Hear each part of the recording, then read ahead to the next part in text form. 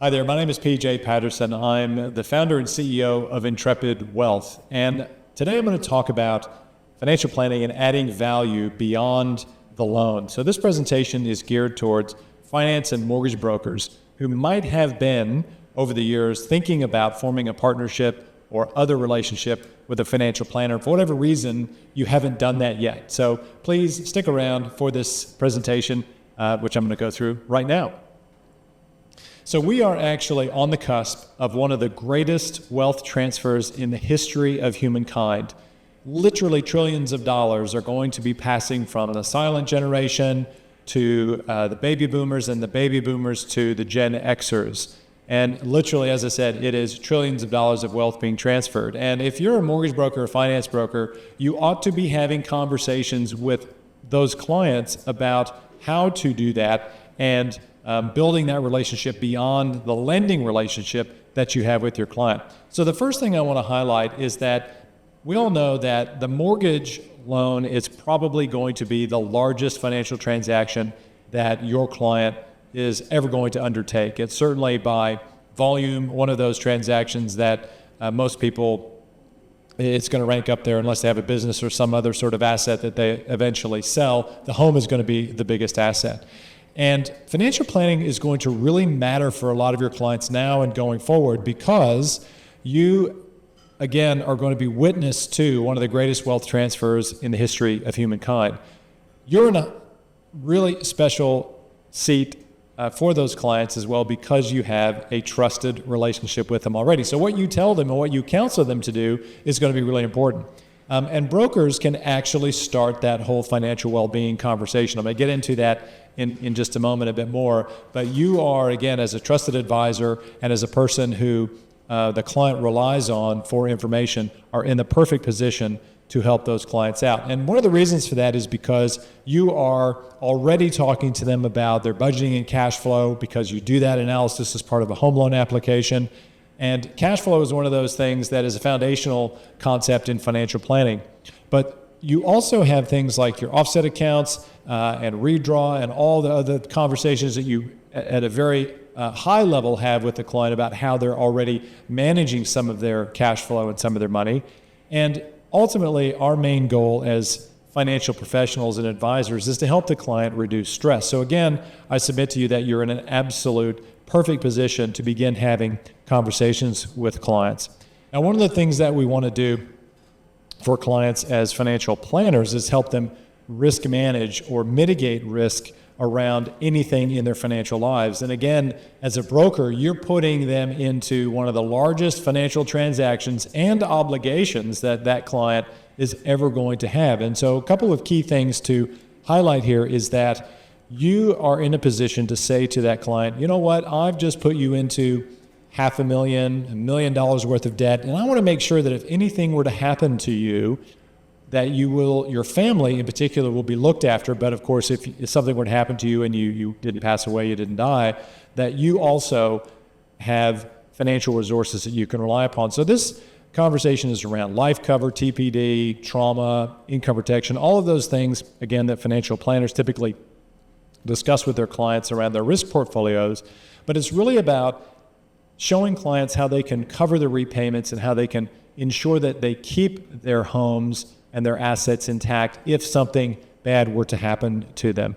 So having that conversation early in the piece when you're speaking to a client about their mortgage is essential. And that's probably about the time when you would also initiate a referral.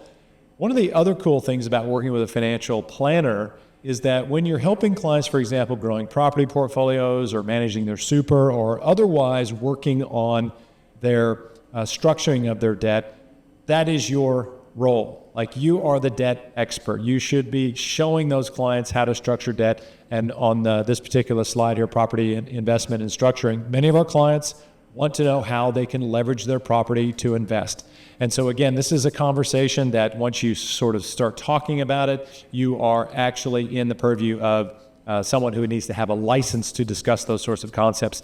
But structuring loans, whether to use interest only or principal and interest loans, those are things you can absolutely talk about all day long. The moment you start to talk about leveraging to, say, buy shares or any of that sort of stuff, that's when you need to start talking with a financial advisor. But that's a strategy. Debt recycling is something that I use a lot in my business and with my clients. Debt recycling is a strategy that every single mortgage broker should be, in my opinion anyway, my humble opinion, should be talking to their clients about. And again, this is about debt reduction and wealth building. So we talked about offset accounts for redraw just a moment ago. And one of your jobs as a mortgage broker is to show clients how to reduce their mortgage obligations and pay off their debt early. And because you can't really talk about investing as such, except at high level general advice sort of level, once you start getting into more specific strategies like debt recycling and borrowing money to invest, you can certainly talk to that client about how they would have tax deductible interest and that sort of thing, because these are general concepts that are out there. But of course, once you start saying, well, you should build a portfolio of shares or whatever around that, that's when you need to start working with a financial advisor, a financial planner. And again, I think that is absolutely, these two concepts go sort of hand in glove, where you're dealing with that debt portfolio and showing the client how to leverage their assets, and then you're engaging with another professional to show that client the rest of the way to get that done. Then, of course, there's superannuation and retirement. You are invariably going to be finding out a bit more about that client's superannuation because it's a question that's normally on a risk analysis, or not risk analysis, but a data gathering form that you might take on that client. So you're going to be finding out about their superannuation. And of course, you'll know their age, so you know how close or far away they are from retirement. So these are two other really important areas that having a financial planner, a relationship with one, you can start that conversation again with that client and say, well, hey, what are you doing with your superannuation? Do you want to look at maybe SMSF, set up an SMSF strategies later in the piece? Depends on the client's age, of course, but that's another thing that you could easily do.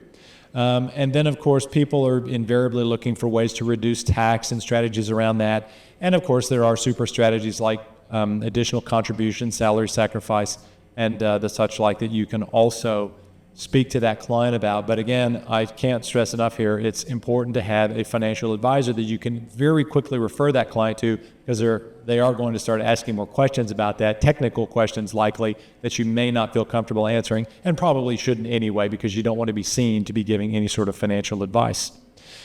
One other really important area, and I think, again, every single finance broker should be having this conversation, is around whether or not that client has a will and has done their estate planning. Think of it this way. You're helping that client get into probably one of the biggest aspirational assets that they'll ever purchase, which is a home, and you would want to ensure that if something were to happen to that client, that they would then be able to pass on their assets to the people that they want to pass them on to. I don't know what the actual statistic is, but it's a shockingly high number of people don't actually have a will or any sort of updated will in Australia. And again, this is just a simple question from you to say, Mr. and Mrs. Client, have you done a will? Has it been updated recently? Some other things that might trigger this need to update a will would be a divorce or a death in a family. And again, this is where you can really shine and add value as a finance broker to bring these questions up to the forefront and to light for that client who may not even be thinking about it and will appreciate that you've brought it up. But again, and I stress this, that at a certain point, you'll want to be able to refer that client to an expert. Now, you don't need a financial planner to do will or estate planning. That would be a lawyer or an estate planning specialist that you could refer to. But of course, financial planners generally will have those types of people in their networks as well and can talk a bit more about those things. We've already talked about protecting the assets in a few slides ago. But the other thing that's going to be happening, and I led with this in the introduction, is that we're going through one of the greatest wealth transfers in history of humankind.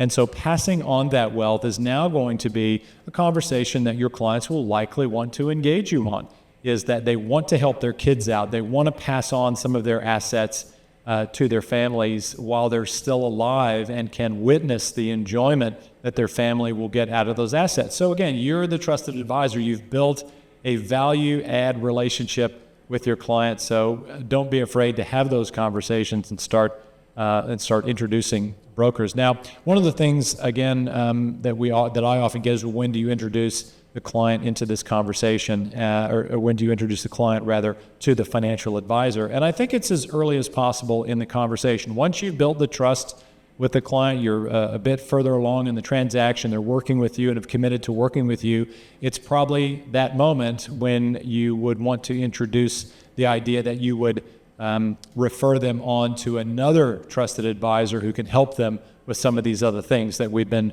talking about. I think that will give you certainly a stronger relationship with your client, because that professional is going to help them in any number of ways that we've already sort of touched on.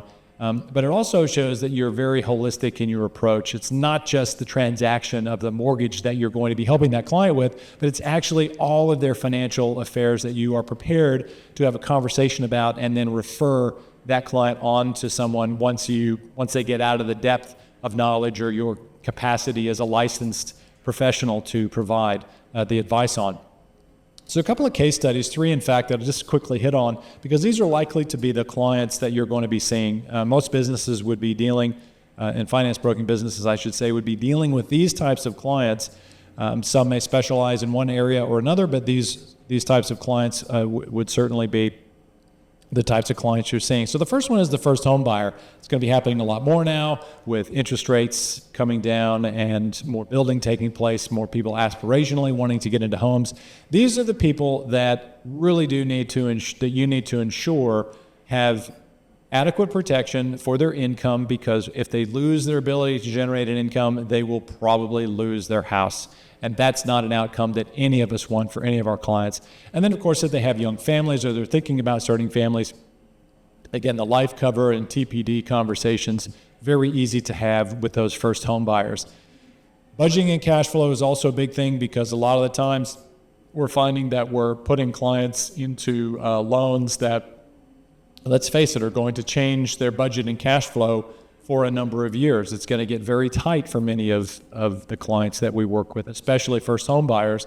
And so helping them with that budget and cash flow piece and making sure that they don't find themselves in trouble, again, you're in the perfect position to do that.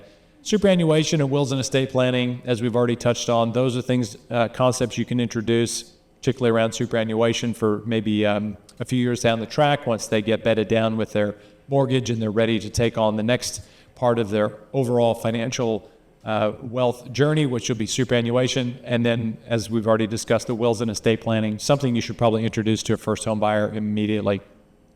The growing family would be those clients who are already a bit established, might be refinancing, probably already have a property, maybe a small family, or I should say a young family, or maybe a middle-aged family with teenagers or preteens. But these people are very similar to the first home buyer. They still need all of those things that are on the first home buyer list that I just showed you a moment ago, but they're probably more likely to be in a position, because they have more equity in their home, where they can do a debt recycling strategy, where they will have a bit more in super. If they are PAYG, they'll have had more years working, so they've got more asset in their super that you can have a discussion about. And they're probably more interested now in diversifying, so getting assets outside of super and outside of the family home growing for them. And then, of course, that's also where you can introduce other concepts like family trusts and things, where you can say, look, you can start to think about asset protection. You can start thinking about how to pass on wealth to future generations, those sorts of things.